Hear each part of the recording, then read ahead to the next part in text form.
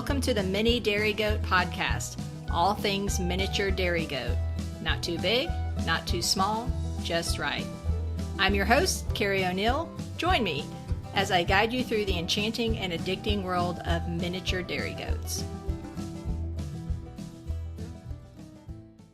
Okay. All right. All right. Hey, goat friends. Welcome to the Mini Dairy Goat Podcast. We're here with our second partnership with the Texas Mini Milkers with their education series. So just want to welcome everyone. This is a live webinar that we are looking at slides here. So for the podcast, there might be some visuals you might miss out on, but we'll hopefully get you some good education there when you listen to this on the podcast, and definitely want to welcome all of our attendees here tonight. So without further ado, I'm going to turn it over to Michelle Taub, who is the education chair of the Texas Mini Milkers. Over to you, Michelle. Okay. Thanks, Carrie. Hi, everyone. So this, like she said, this is the second series in the education classes that I'm putting together. We were supposed to have Kathleen Draval from Fur Meadow Herbal with us, but due to a family emergency, she was unable to be here tonight. So we are rescheduling with her to do an herbal class later. Met with Sandi Monday, and guys this is a great presentation. I'm really excited that she agreed to do this for us. So Sandi, thank you very much, and let's get it started. Okay. Well, I'm Sandi Walters, and I own and manage MeadowMist Lab Service here in southern Michigan, and we do small ruminant parasitology. Mostly we do goats, but we also do some sheep, alpacas, and llamas. And I want to thank the Texas Mini Milkers for asking me to do this presentation. I really appreciate it, and it's been kind of fun to put it together. So I hope that we have some things here that will enlighten you, and it's something that I have a big passion for. So I really appreciate you tuning in, and we'll get started.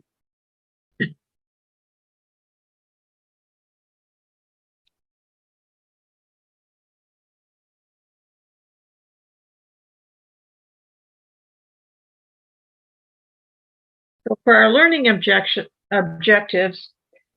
we are going to start out, we're going to discuss the importance of parasite management in miniature dairy goat breeds, or any miniature goat breed. And what's the difference between a miniature goat and a standard goat? Why is it so much more important for miniature goat breeders? So we're going to cover that. Tonight's discussion, I'm going to focus exclusively on gastrointestinal parasites. You know, we have other parasites that we struggle with, such as lungworms and liver flukes and things like that. But for the most part, the difference between a standard and a miniature goat is going to come in to play with your gastrointestinal parasites. So that's what we're going to focus on tonight. I'm going to discuss the types of common worms that we see with regard to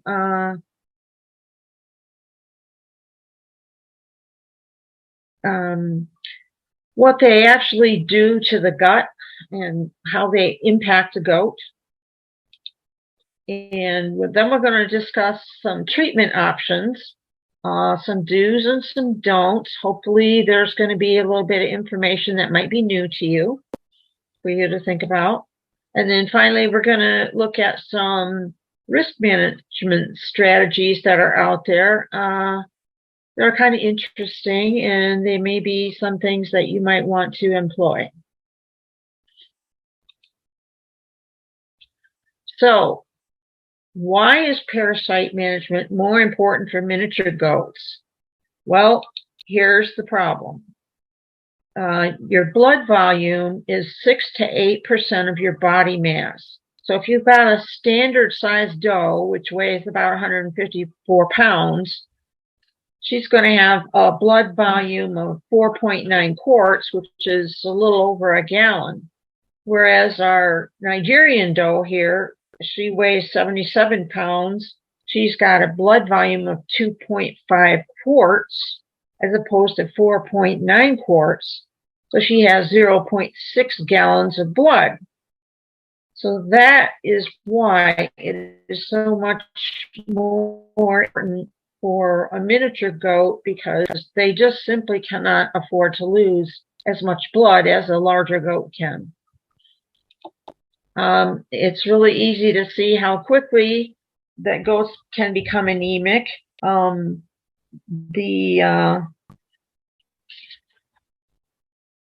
actual parasite load of 1,000 barber pole worms is going to take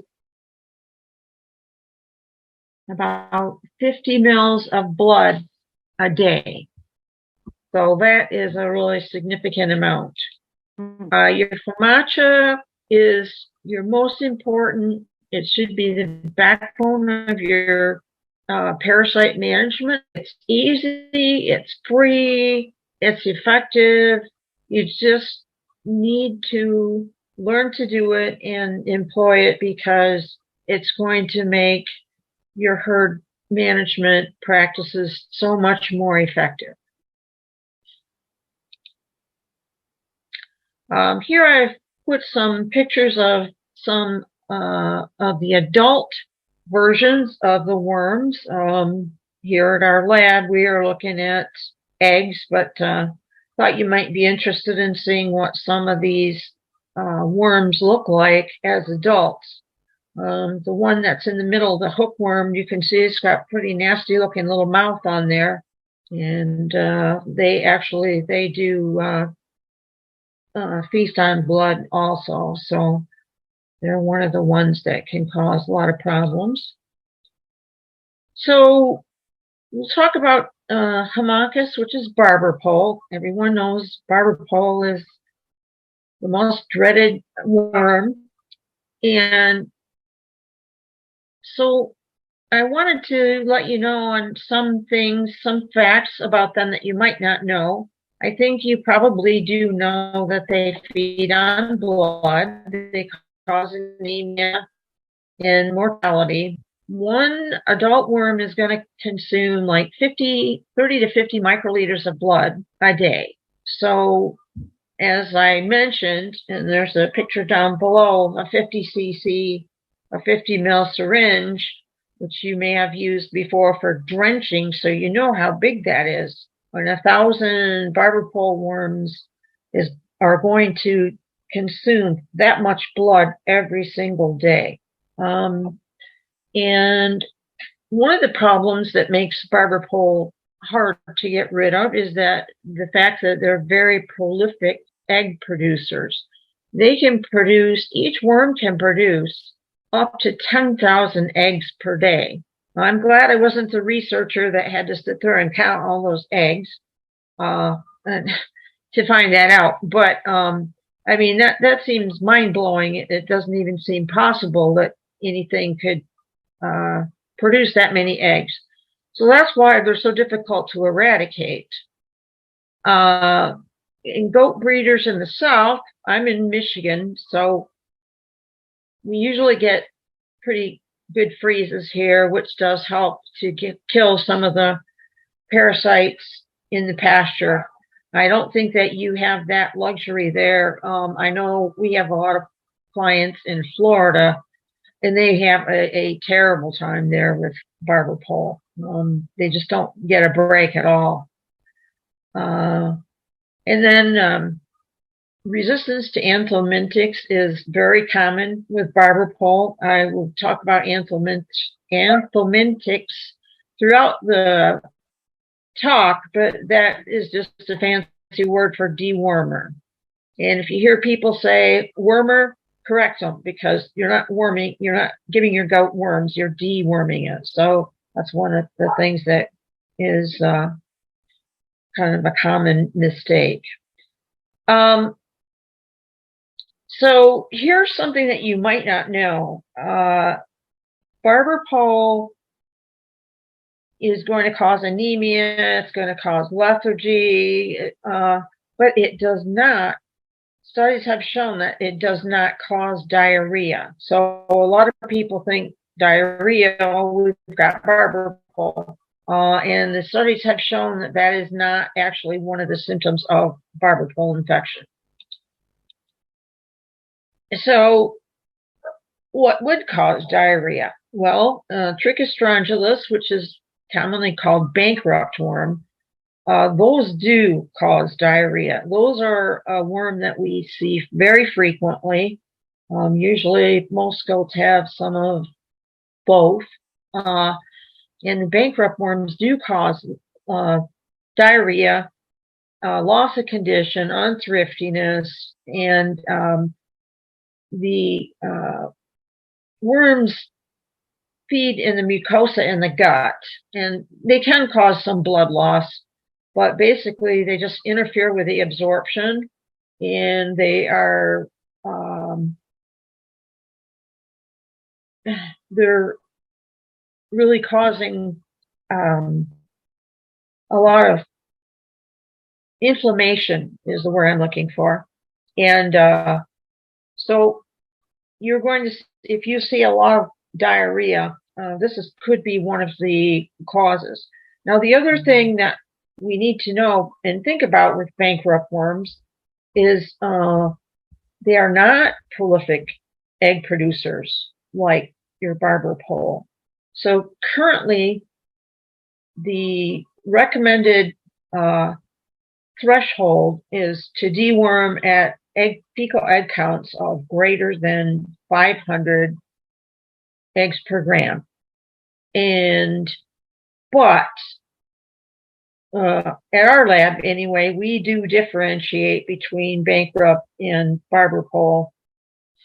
And the reason why is because if you have about 300 eggs in the mostly bankrupt worms, you got a lot more worms than you would if they were all barber pole worms, if that makes sense. So I have actually had a doe in my herd that got a severe bottle jaw, and her fecal egg count was only about 200, but it was mostly bankrupt worms. So I dewormed her, and she returned back to normal.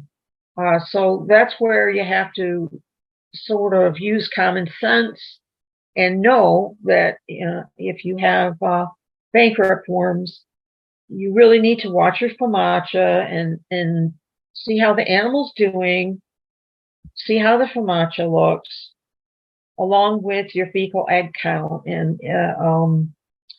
if the goat is not doing very well, then you probably would want to treat it even though it had a fecal egg count of less than 500 eggs per gram. Normally, I don't recommend that, but there are cases when you do, and that will be one of them. So, in the bankrupt worms are treated with the same exact anthelmintic that you would use for barber pole.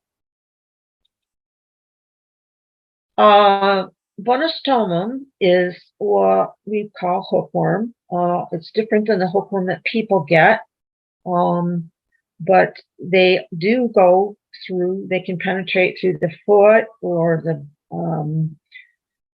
brisket, any area that is in contact with the dirt, and they can also get them by eating, grass that is infected with a larva. So this is one thing to know, is that if you've got a stubborn case of hoof rot that you just can't get to clear up, that's a clue that you might have some hookworm problems.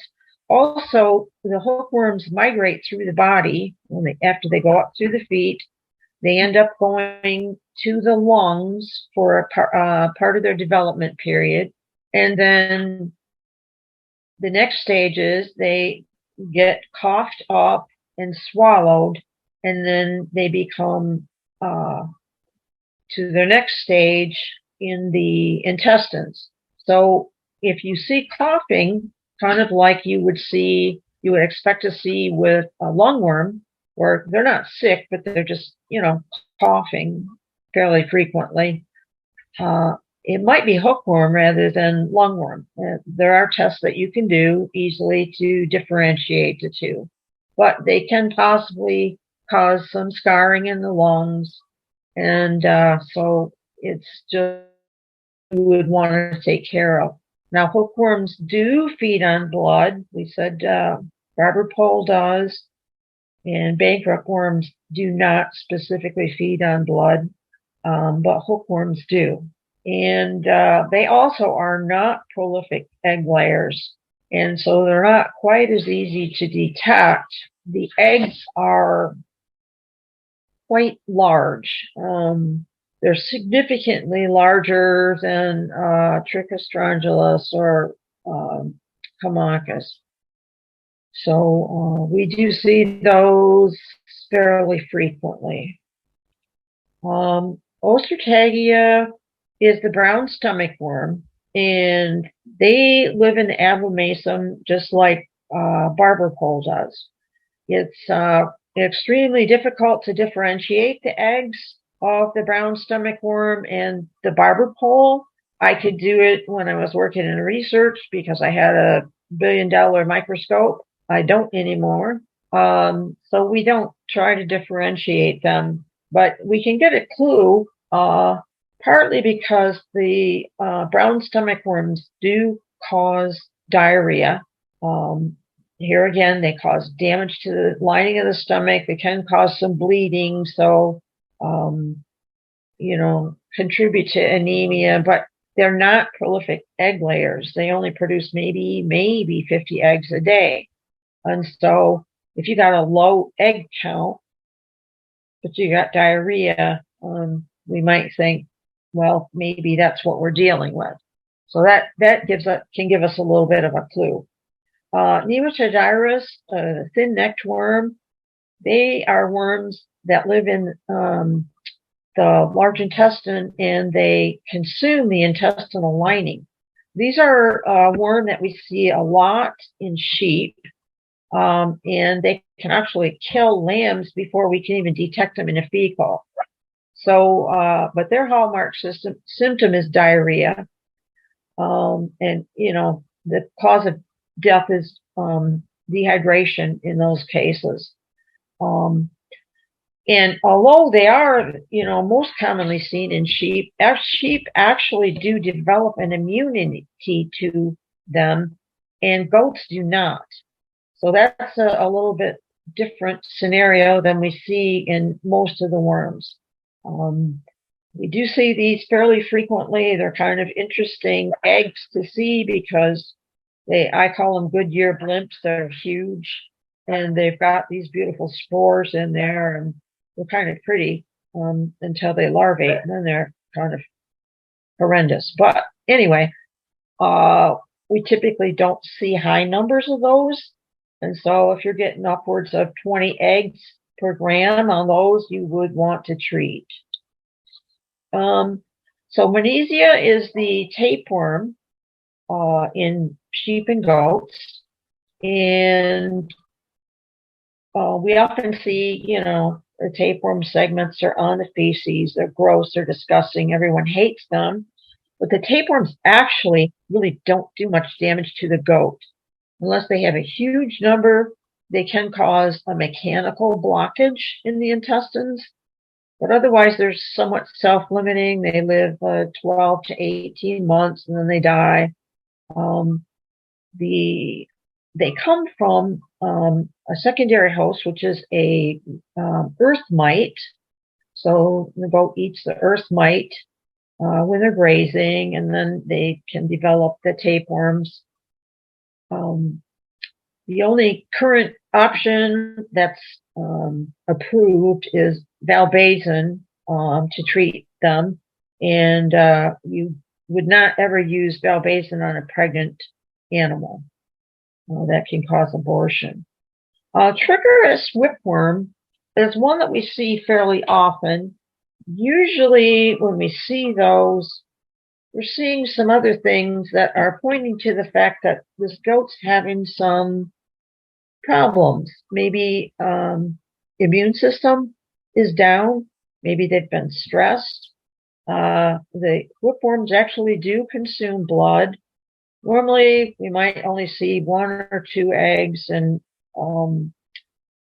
that's not too much to worry about. But lately, I've been seeing some that had like 35 or so, and I think, oh, something's going on with this animal. And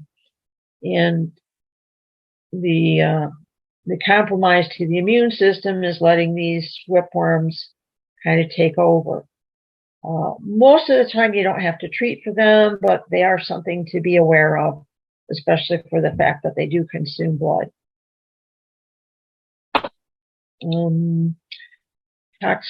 Couperia is a species of worm that lives in the small intestine, and it damages severely the intestinal lining. A lot of times, if we have diarrhea and can't figure out what's going on, sometimes we can find the Couperia and we can figure out, okay, that's where your diarrhea is coming from. The gut is very inflamed, and you're not going to be able to absorb your nutrients and such, and you can treat for those. I kind of don't think you have too much trouble with those in Texas. They're more commonly seen in cooler areas. But Emeria, coccidia, we all have that, and they're single-celled protozoans. I think you could probably blast them with a blowtorch, and it wouldn't really do much to hurt them. And the young animals are most susceptible to coccidia. And so that's why we have to really keep up our coccidia maintenance program on our young animals, because otherwise they end up stunted. I know some people that actually raise Nigerians, which they call micro-Nigerians, which are actually stunted from coccidia, and I can't really imagine that is a very ethical thing to do. So it's not something that we would really want to do.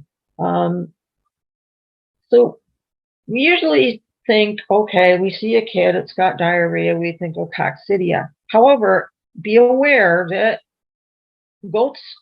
kids can have perfectly normal stool and still have a heavy load of coccidia. So just because they don't have diarrhea, don't assume that they don't have coccidia, because I have seen quite a few goats die that actually didn't even ever get diarrhea. So that's something to be aware of. Now, what happens with goats when they get to be 6 to 10 months old, they start getting an immune response. It's not the same thing as a true immunity, but an immune response to coccidia. In order for that to happen, there has to be some coccidia present. So a lot of times, if they've got some coccidia, it might be even at a significant level, but it's not heavy. It's sometimes better just to not treat them, because so you don't interrupt that natural process that's going on. But it depends on the animal. You've got to see how they're growing, how they're doing, and that type of thing. So that's something to keep in mind. And then what can happen later is that if the animal gets stressed, that causes a blip in their immune system. And then at that point, coccidia can come in and start proliferating because of that.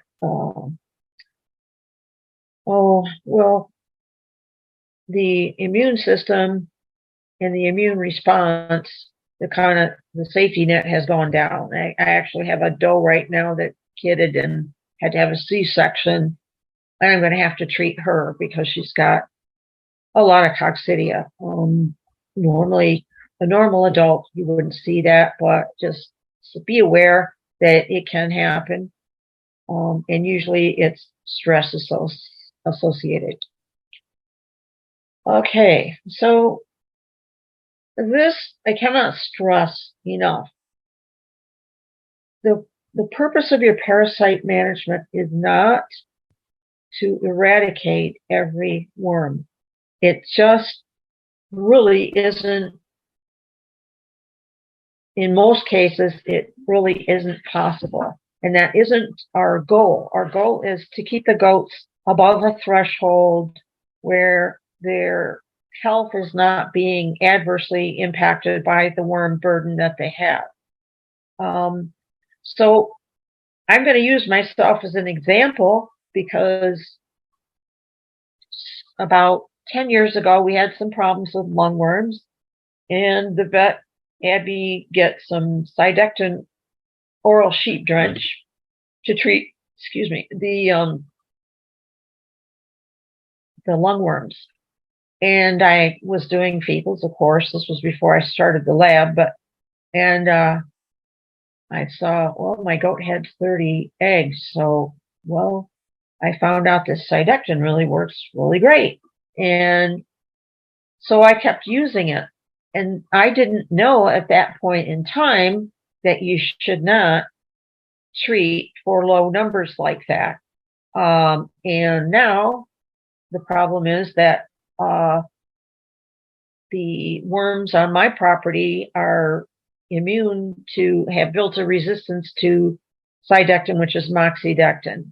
And so, I have to say that, I did the wrong thing. And that's why I tried to educate people so you don't have the same problem that I had. And there are other ways of controlling worms, which we're going to talk about later. So it's kind of a total package, a total program that you're going to put together for your own specific farm. This is really, really true. We see this all the time in the lab. I see it in my own goats. I can tell you which goats are my 20%. In a given herd, about 20% of the goats are going to carry 80% of the parasite burden. And so that's why we do what we call targeted treatment. And those are the animals that you're going to want to target because you are going to want to eliminate them shedding. Also, you want them to stay alive. But some of your other goats that have lower numbers, their femacia looks good, they're doing fine, you wouldn't want to treat them. And what they call that, the worms that are in those goats that you don't treat, is called refugia. And that's one of the ways of preventing resistance from building up. Because you didn't deworm those goats, those worms that are in those goats did not get subjected to the chemicals, and so they're not going to be developing resistance. That's why it's the best management practice not to deworm all of your goats at the same time, or just go through and just deworm everybody. You're really kind of shooting yourself in the foot. I know it's very tempting to do that sometimes, but it's just something to be aware of. Doing fecal testing is a great part of your program. You might be able to do it yourself. You might have a vet do it. You might have a lab do it. You can learn to do it yourself. And if you want to learn to do it yourself, the advice I give to people, the hard part is learning where to focus your microscope, because if you are looking through the microscope, you have to pretend like you're looking down onto into a pond, and there's lots of layers in a pond. Where am I going to look in the pond? Well, where you want to look you want to look for the lily pads. Okay, so you want to look at the top layer. And how to find that is you're going to find thick black circles. Those are air bubbles. If you can find the air bubbles and focus on them, then you're going to be able to see your eggs and your coccidia. That's the level that you want to be at. So that's a good thing to practice. There's different methods of running fecal samples. There's plenty of information out there how to do it. And sometimes it's a good thing. It's a good tool to have if you can do it. And but if not, it's really a good idea to try to identify which of the goats in your herd are your heavy parasite carriers, and focus on them. And if you can keep their burden down, then they're not going to be shedding thousands and thousands and thousands of eggs, in which case everybody's going to get worms. So that is fecal testing. The other thing that you can do from fecal testing, I feel this is really important. You need to deworm your goat. You find this out, so you deworm your goat. Now what? Do we assume, okay, goat's dewormed, everything's fine? Well, not really. You need to find out if there is efficacy in the treatment that you use. And so you can test another fecal sample in 7 to 10 days and see what kind of knockdown you get. If about 90% of the worms are gone, then the product that you used is effective and it's great. And that's what you want. If you don't show any knockdown at all, then you know that you've got a resistance problem with that particular product that you use. And that's how you find out.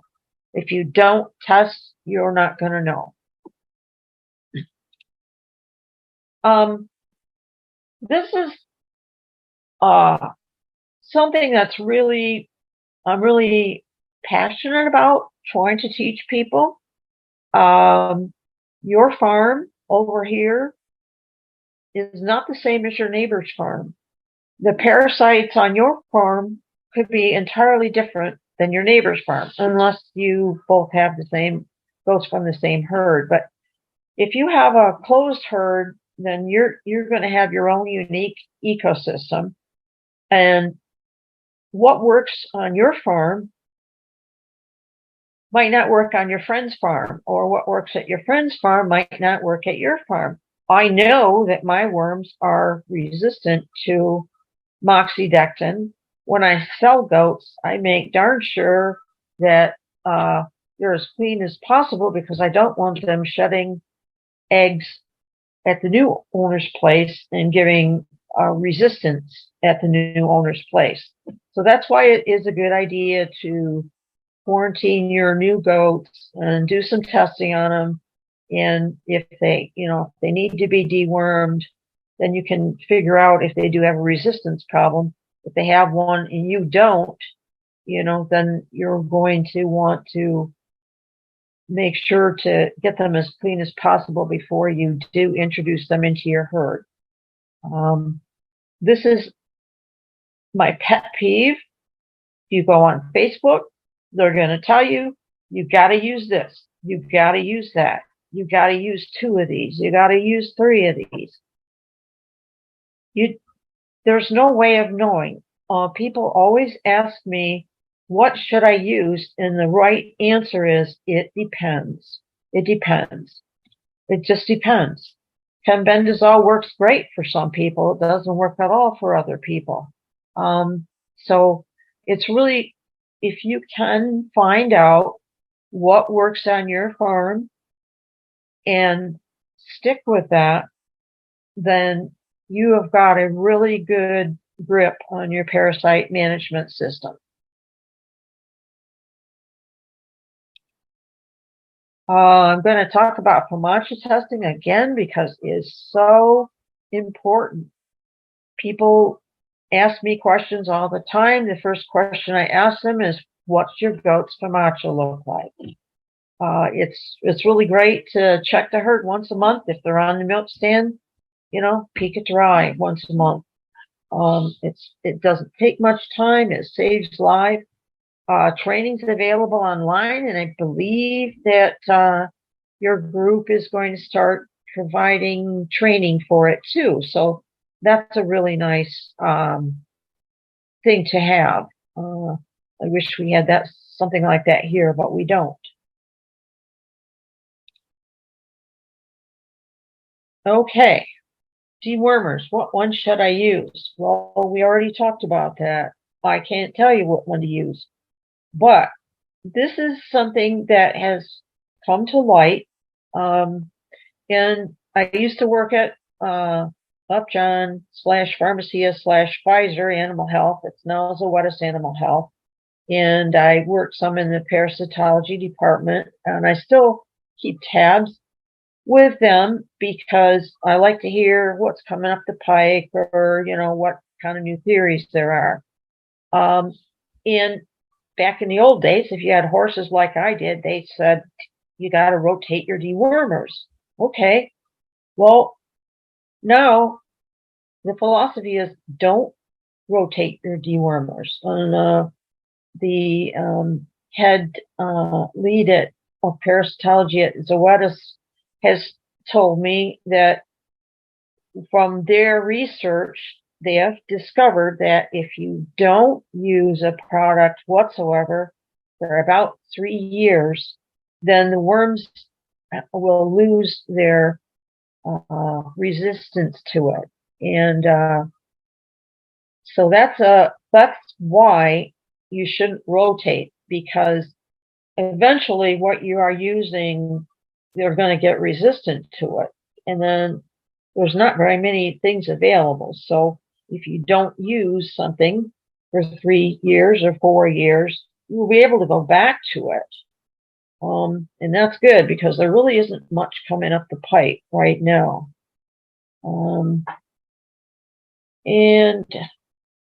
Okay, as parasite resistance builds, it is often necessary to use 2 different classes of dewormers.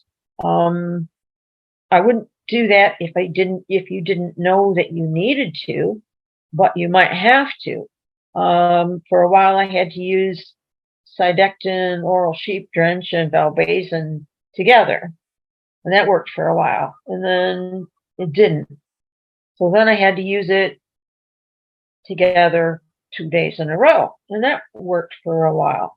And then it didn't. So, because I can look and watch and see what's going on, I can figure this out.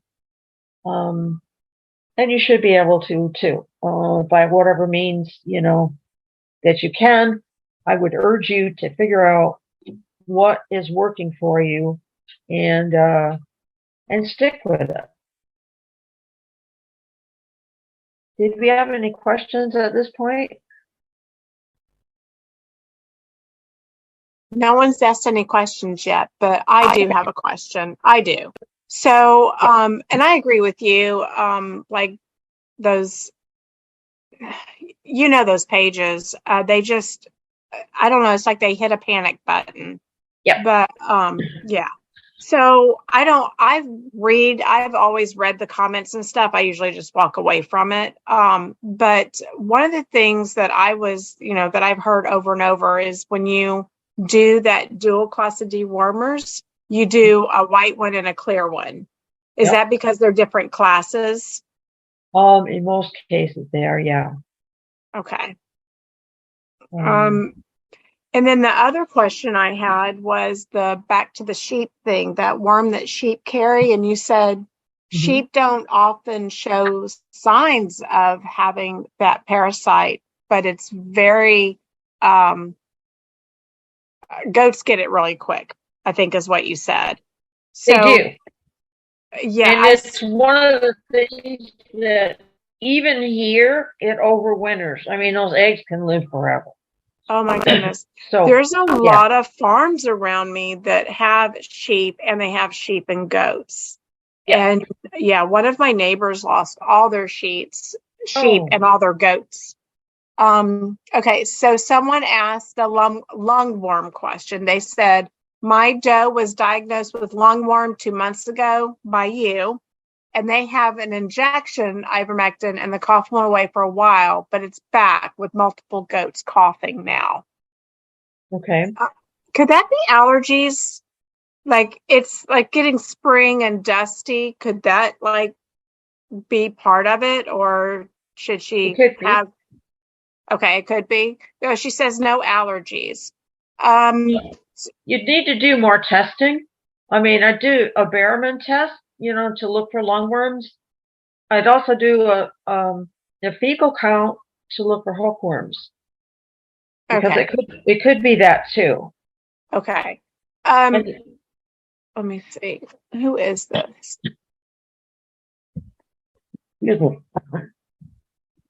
All right. I'm going to see who this is so I can unmute them. So it's Michelle Melville. Michelle, can you unmute yourself? Hi there. Hi. Hi. Hi. So my question is, I had sent in a sample, and then you had diagnosed her with lungworm. I had another goat sample that I sent in, and he was a buck, and he had some coccidia, and I didn't treat for that. Now, when I had gave the injection for the ivermectin, it went away probably for about 2 weeks, and then it slowly started coming back again. And there's a mentor that I work with, and she had suggested that I redose the ivermectin. Is Goat Life Good Life is who I use as my mentor. She had suggested that I go ahead and do another injection of ivermectin, which is what I did, and then it went away for a couple weeks, and then it came back again. And so then I stopped doing it altogether because she is pregnant, and so I didn't want to do anything else to hurt the fetus. And then she had told me at one point to go ahead and do the rotation between ivermectin and valbazin, I think is what it's called. Valbazin. Yes, thank you, valbazin. Wait, Michelle. She told you to give that goat valbazin while it was pregnant? No, after the pregnancy. Okay. Yeah, no, after the pregnancy. And so now we've just kind of been hanging tight. I'm so concerned now because I feel like I've overdosed her with ivermectin, and I'm worried that she's become resistant. And then second, there was one point where all my goats had started coughing. So my mentor said to go ahead and treat everybody with ivermectin because she said it can be passed through the cough. No, so I did that. So Michelle, yeah, but Michelle, something like this, you probably would want to go talk to your vet, because that's not.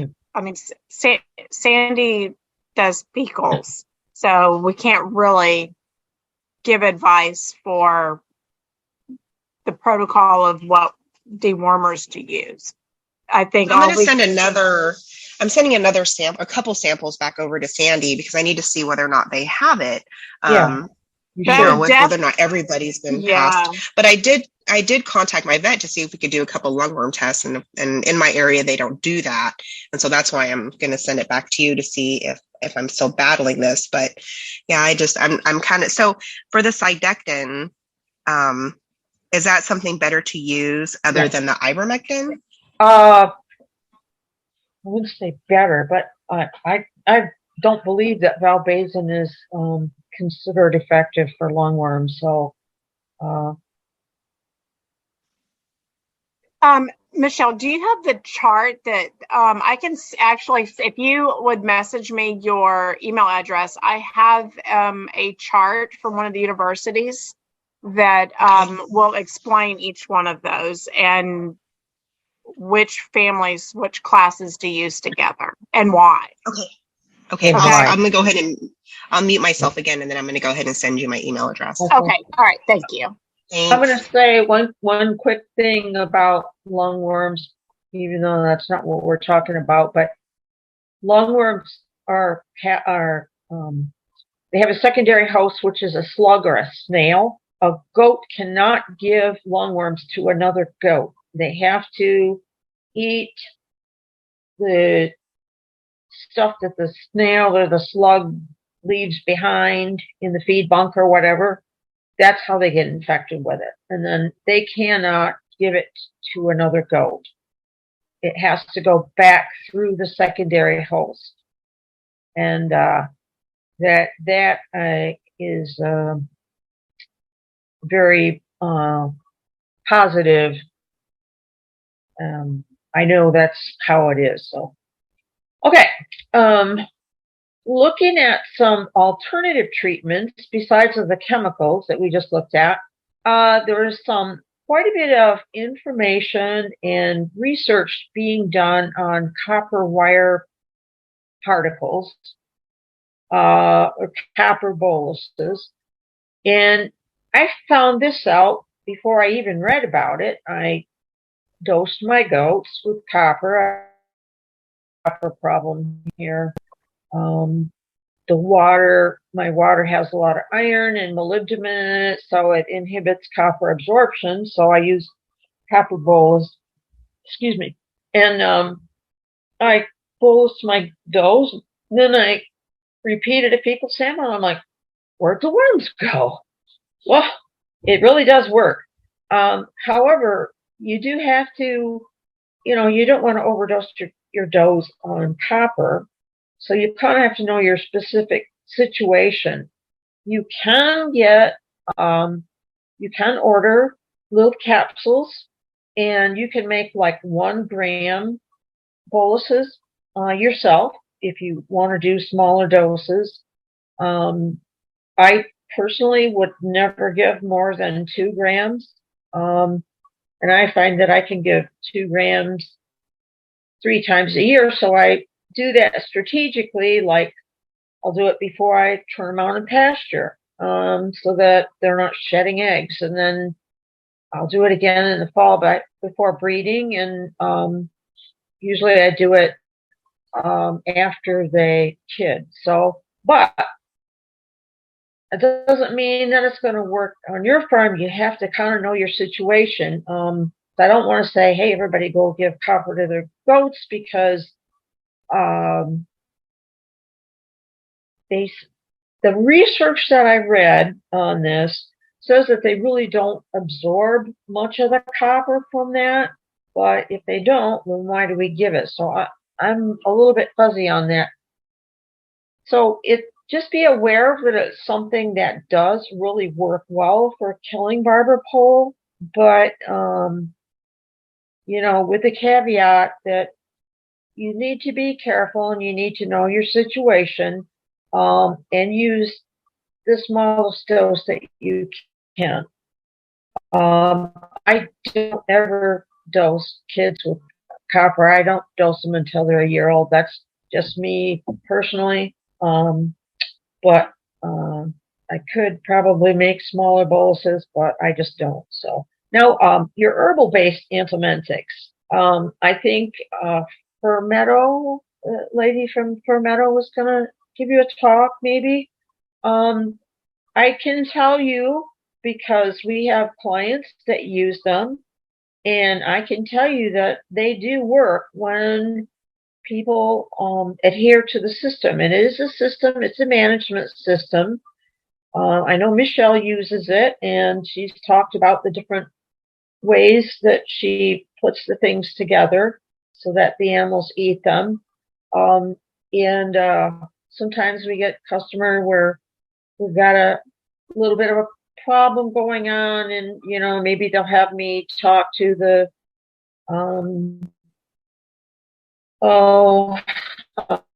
Chris Miller, who has Land of Havilah. Sometimes we talk about a certain situation if the client asks us to. So I will say that they do work, but it's not like once and done. I know.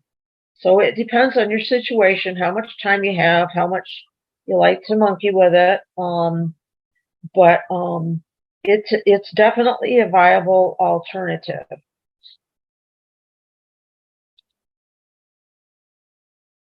Okay, so just kind of to recap, you want to do fecal testing to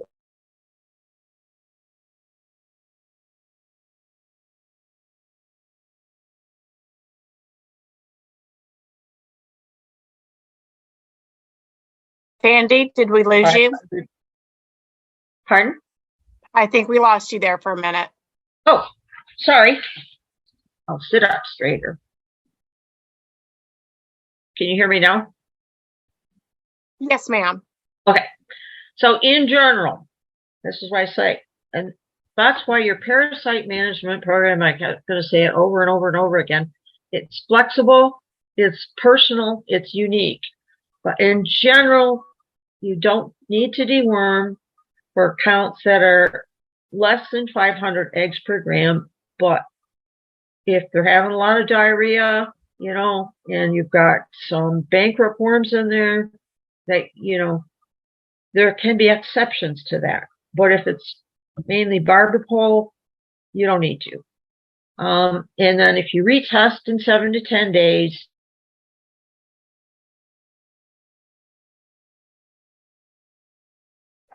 We lost you at if you retest at 7 to 10 days. We lost you there. it isn't effective. Once you figure out what works on your farm, stay with it. It's great. And then I already mentioned in 3 years, around 3 years, the dewormer that's had an associated resistance,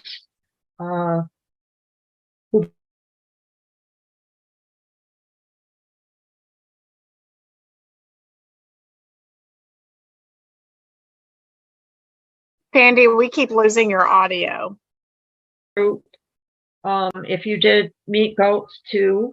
So meat and milk withdrawal, I worked in the industry where we had a lot of beef cattle that we had to send to market. We had to, be fanatical about making sure that their withdrawal periods had been met before they got sent to market.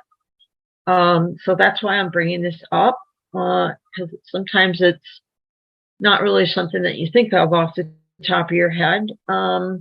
So you want to make sure that you don't use an animal for meat before withdrawal time is complete.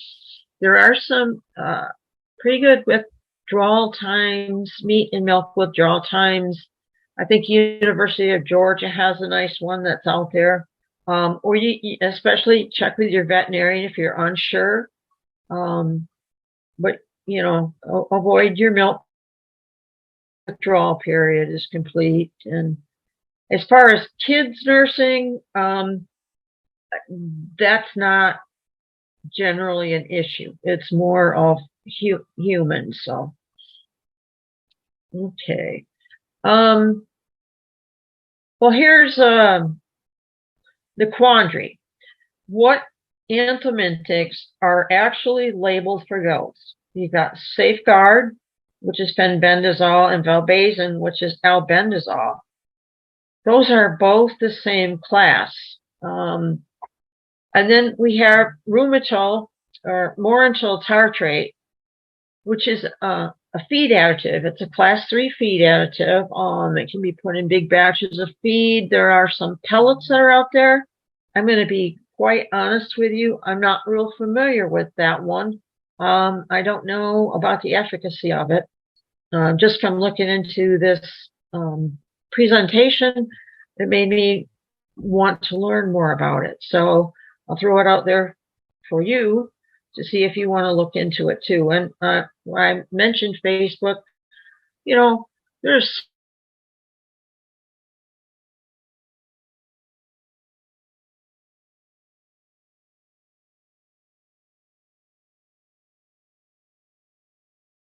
Sandy, you cut out. Can you repeat that, please? Yes. So if you want to find out some information and not just someone talking over the back fence or on Facebook or whatever, WormX, WORMX. If you Google that, that gives you the Maryland group, the Animal Small Ruminant Consortium for parasites. And they've got so many great articles there. And so, you're going to be best off instead of, if you go to Facebook, you're going to get 50 different opinions and who's right, who's wrong. I don't know. And they all get mad. Just try to find a science-based fact article or talk to your veterinarian. Now these other wormers that we commonly use, I'll say do commonly use them. Ivermectin is not approved for goats. Dectomax, Cydectin, Levamisole, they are allowed to be used extra label, so we are supposed to have a veterinarian's approval, and that's all I'm going to say about that. Now, so you want to use a coccidiostat for your kid who's got coccidia.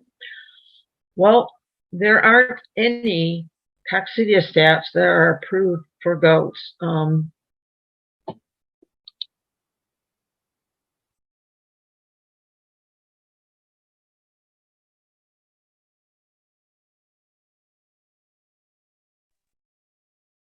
Can you repeat that, Sandi? We lost your audio again. Yeah, I can't see you anymore. Can you hear me? Yes, ma'am, I can hear you. Okay. Let me go back.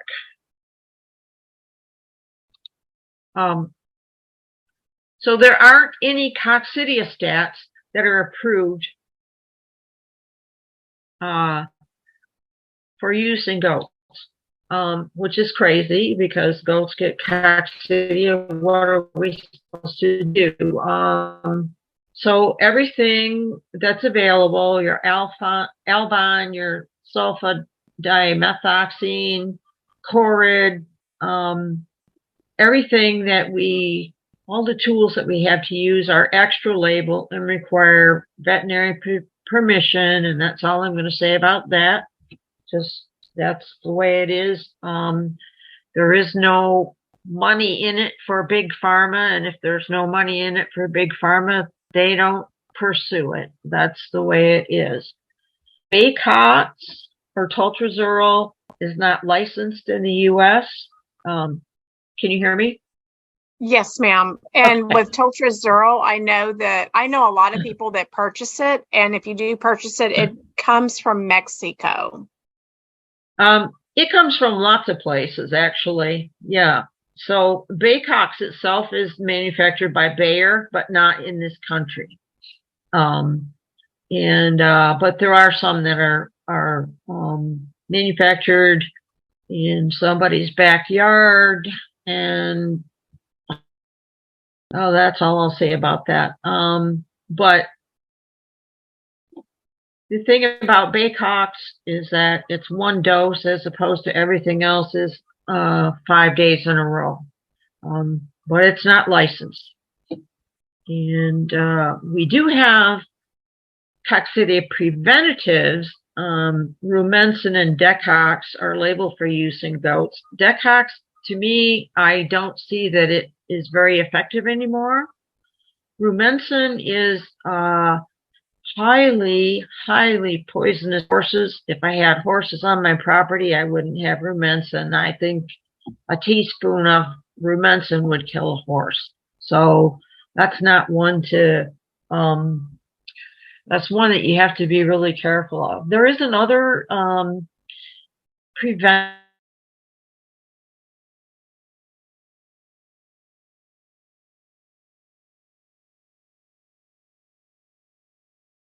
Sandi, we lost your audio again. Instead of treating them for it, they have it all the time, and then they just don't get coccidia. So that's an option. It's not licensed, but it is an option. Okay, so one of the things that I read about, which might be feasible, maybe more feasible for you down there, is multi-species grazing rotation. This in particular slide shows cattle, but cattle use their tongue to graze, and they don't graze particularly short. The larvae that are crawling up the grass, they only crawl about 5 centimeters. So it also mentioned grazing with horses. Now, horses, I think, would be really effective if you can graze your field or pasture, let your horses graze it, and the larvae that they eat from the goats doesn't hurt them because they're not going to be affected by. They don't get those worms. And then after, I think, 60 days, then you can put the goats back in, and it should be relatively parasite free. I thought that was quite a unique and interesting thing. Some people also use hogs for the multi-species grazing rotation. So if that's something that interests you, that's something you could look into further, but it is a proven technique, and apparently it is effective. And something that I found when I was looking, the Lespedeza is a plant that has quite a bit of natural tannin in it. I think that's what some of your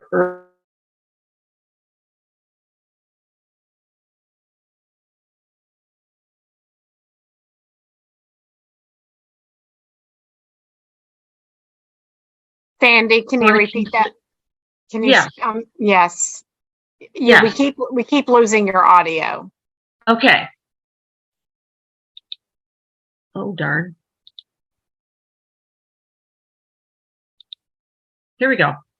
Okay, so the Lespedeza is the kind of plant that contains a natural amount of tannin, T-A-N-I-N, which is a natural anthelmintic. And so if you're considering doing a pasture,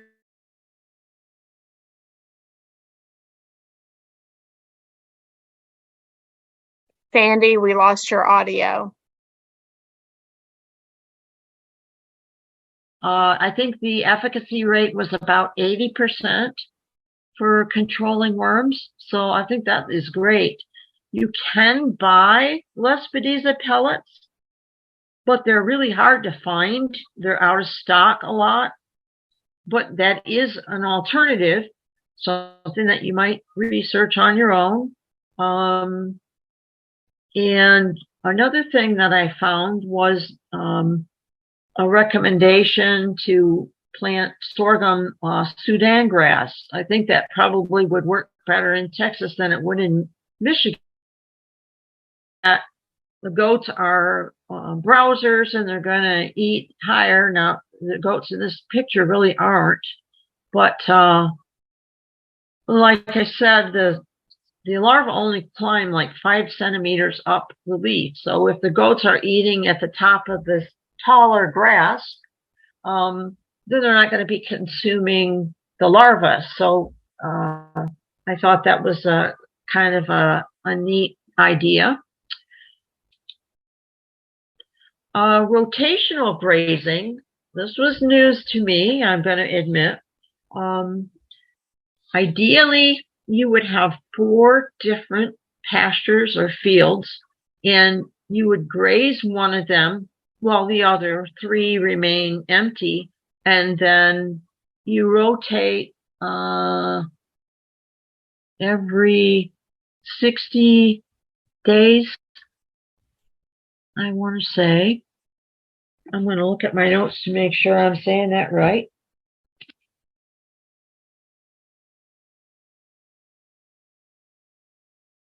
But while you're grazing in the first field, the other fields are empty. So then when you go to the second field, the first field is empty until you get your cycle all the way back. It is 30 days. Okay, so you would be in field 1 for 30 days, and then 2, and then 3, and then 4. So by the time you get to back to field one, most of the larvae should be killed off. I know that people do use this electric netting to make pastures that they can rotate. It just depends on your situation, what you have, what you can use. But I thought this was interesting because I just built 2 big pastures, and now I'm thinking I might have to divide them into 4. Dry lotting is a effective way of controlling parasites. In this picture, I do see some vegetation along the fence line, so it's not really a true dry lot. But if you have a dry lot with no plants, the larvae don't have anywhere to climb up, and so you essentially don't have a parasite problem. And I have to do that with some of my bucks, and that's something I'll mention, and is that for some reason bucks seem to be have more of a problem with parasites, especially barber pole, than do does. I can't find anywhere that it's documented, but we are doing 50 to 100 samples a day, and you can see it time and time again. Everybody's having trouble with their bucks more than their does, and the same thing has happened here. So that's something to be cognizant of. You might need to keep a closer eye on your bucks, because I don't know if they don't have as good of an immune response, or what if it's hormonal or what.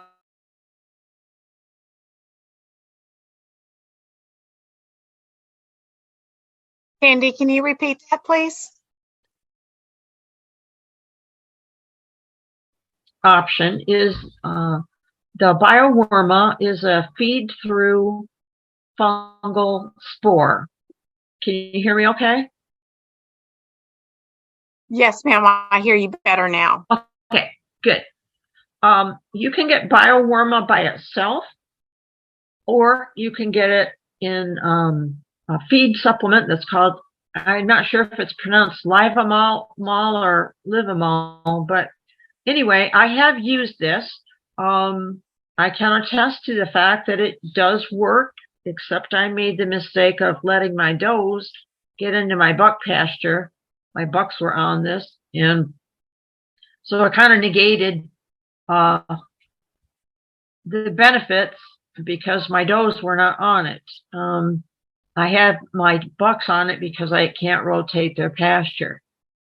So sometimes it's a kind of good for a smaller group. There is a bit of a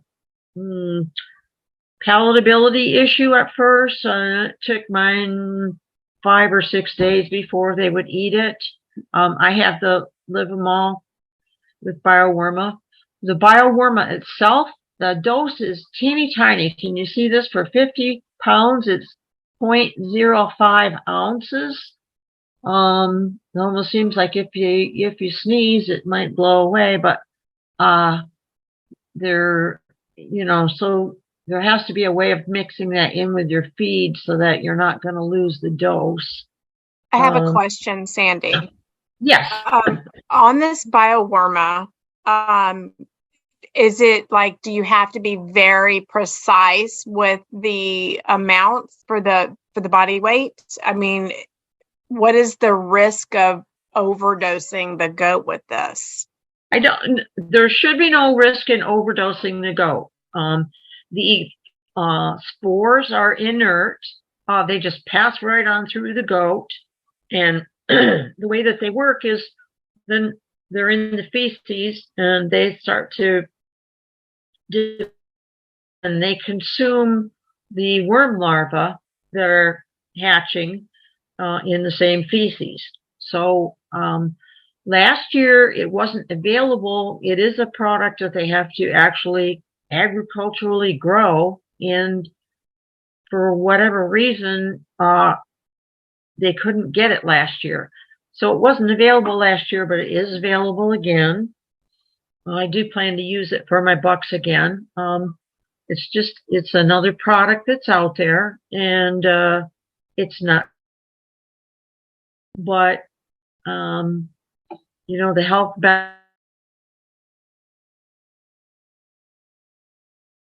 We lost your audio there. Can you repeat that, please? a nice thing to have in your toolbox, I think. Also, I did note in my research on this is you should not use it with medicated feed.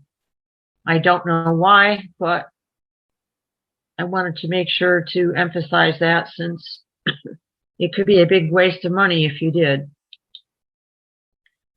So, did you know that there's actually a vaccine for barber pole? I was kind of excited about that, and right now it's only available in Europe, Australia, South Africa, but it's been available since 2014, so it doesn't sound like it's going to be coming to us in the near future. And it's only labeled for sheep. Studies on goats have given mixed results. Some of the studies were really good. Some of the studies weren't good at all. I don't know if they have done enough testing on it to ever have it really licensed for goats, but maybe. And you have to give 1 cc of it on the first week, and then 1 week later another cc, and then that causes the goat to develop an antibody, which when the barber pole then bites the goat, they don't bite, but when they drink the blood, they get this antibody and it kills them. But they can't maintain those antibodies very long. So you have to give 1 cc every week. And it said you can't really even space those out. It has to be every week throughout the grazing season. And the cost is about 90 cents a dose. So I don't know. I thought it was interesting, but I don't know if it's ever really going to be practical for us as miniature goat breeders. But maybe. We can always hope.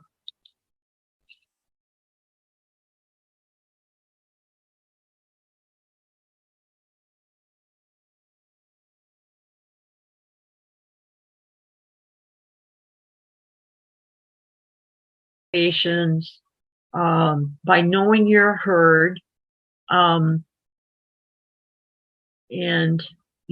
recognizing that they have much less blood volume than a standard goat. So we really have to keep up on this. And your benefits are going to be, your goats are going to do better. They're going to have better growth rates, probably going to produce better, both with kids and milk. Should lower your vet costs. We could all use that. And definitely. There we go. We can hear you now. Lost you. Right. I know. It's all the storms moving across the country, it seems like. All right. So we had some questions here. Let me go up. Let's see here. Destiny. Parasite. Oh, sorry. Go ahead. I'm sorry. I thought you were done. Oh, just you want to have that parasite program available to you based on your own animals, your own farm, your own situation. And you want to identify drug resistance if you can. And there's different tools for pasture resources so that you can help to use to reduce parasites. And you might be able to use copper wire particles, some of the natural herbals, and some of the other products that we talked about. Put all those things together and you can really make a nice, robust plan that should really help your herd.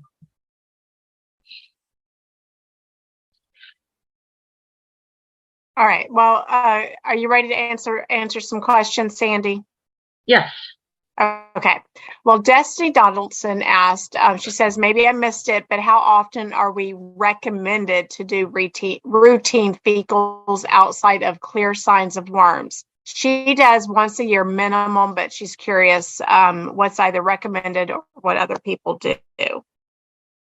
I do random fecals. Yep.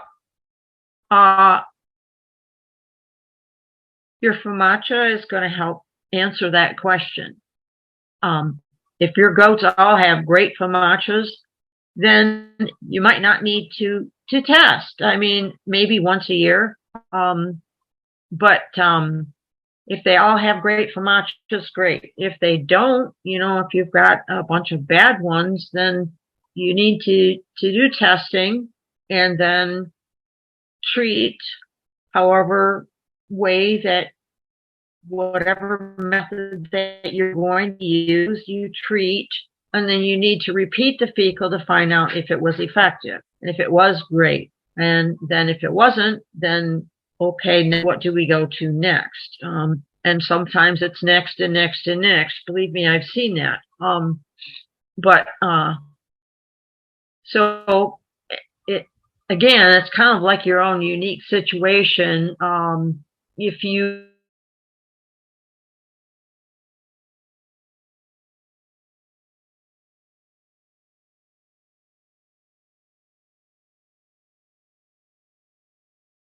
That's why I started this business, to give a low cost option and try to help people to be able to manage their goats for not charging them an arm and a leg. So Cassandra asked, and I do what Cassandra does, the question she's asking. She says in her experience, her knowledge, for heavy infestation, she does, you would need to reworm every 7 to 10 days for 2 to 3 times to catch the new eggs that hatch, because the dewormers only hit the last stages. And she wants to know if that is correct. I personally don't do that. I know that there's a lot of philosophy that does do it. So I wouldn't discount it, but I haven't found in my herd that it's necessary to do that. Okay. Carrie wants to know if there are good, reputable resources for us to access to learn more about parasites. Some of the colleges do have intro to parasitology classes. Yeah, they do. Ohio State has a good program. Purdue, I'm talking about, you can go there and you can get, you can read, you can learn. They have resources for you available to read and learn about all kinds of different subjects. The WormX, which is the small consortium for animal parasitology, that group is fantastic, and then it will point you in other directions also. But that's really one of our greatest ones. University of Georgia also has some really good articles. The consortium is the one that I applied to become a FAMACHA instructor. Let's see. Yeah. Let's see. We have some more questions coming in. Okay. Let's see. So let me see here. All right.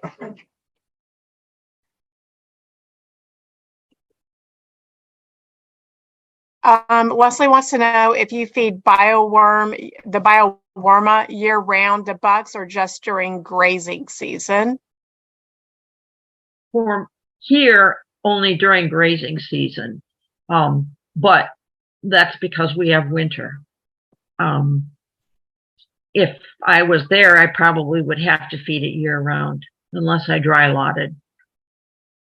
Okay, so Michelle asked, not me, another Michelle. She says, she prefaces with saying, I have not tried this, but someone told me you can use dish soap such as Dawn to deworm goats. You put it in their water, and she wants to know if you've heard of this. No, I personally would not do that.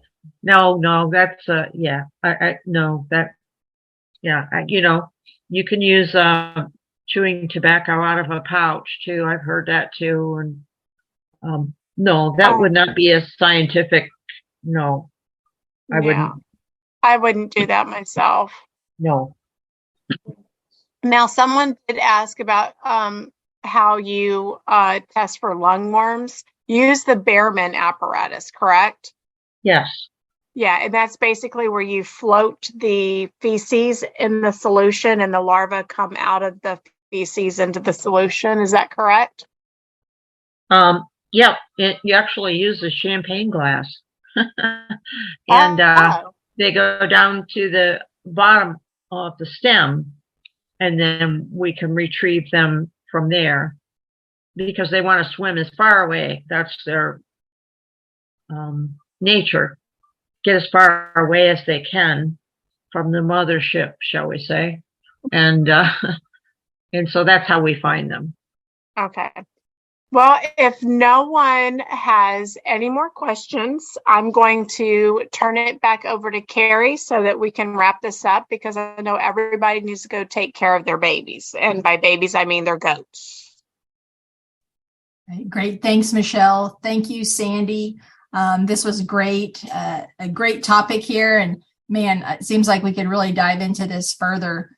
I'm really excited that the Texas Mini Milkers are going to be getting Michelle and maybe some others FAMACHA instructor certified, so that we can at future events actually train everyone on the FAMACHA techniques and actually get everyone some cards so they can do it themselves at their own farm. So with that, just want to thank all of our live participants and thank all of our Mini Dairy Goat podcast listeners. We'll be getting this out, and just apologies for some of the audio troubles that we had, but that is life, so we'll work through it. With that being said, we'll sign off, and everyone have a great day.